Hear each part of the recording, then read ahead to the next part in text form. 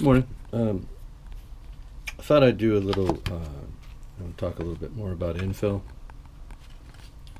And so we know that, the methods that I use on the straight runs is pretty simple. We just take a bit of our sheet stock. We look at how long we want to go. Like for instance, 1, 2, 3, 4, 5 cells. I call these, between each bulkhead is a cell. So the first cell would be all the way around here. The second cell would be these small squares that go all the way around the fuselage, and so on. Each complete cell, and that includes over the top. So what I would do, and again, we want to use a workable area, something that we can sit down and do, in a short period of time. And if we have to get up and walk away, it's not a problem. So I'll typically cut something that's 4 or maybe 5 cells long, depending on the shaping. Right? You see, this is a straight run all the way down to here, and then we start getting into these tapered pieces. So I might do a strip that is, this long from the nose to here, and do the infill like that. And again, we're alternating sides. So I'd cut a piece this long. Let's say I was going to do, my original plan was to here, and that's what it was to do the cabin section and nose first, and then the tail section separately, because it had some of the odder, shapes. Anyway, that covers the straight runs. We would just cut a piece this long, and then we would start doing, cutting into strips. This is skinny, but we'd cut it into strips that would fill. Let's, for instance, this row. You can see one. It's pretty much parallel. So we just, cut the width first, and then we go and just segment it off into the lengths as we measure as we go along.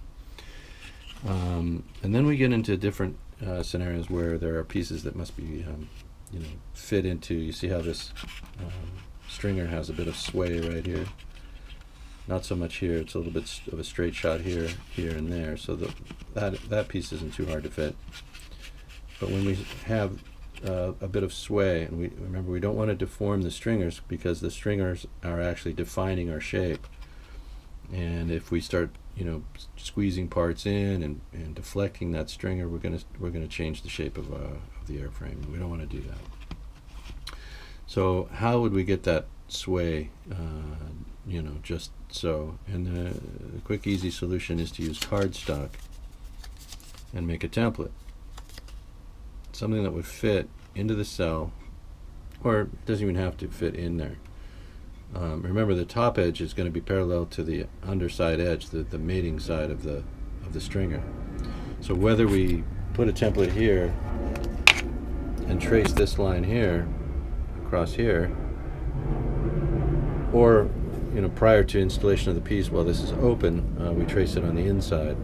It really doesn't matter.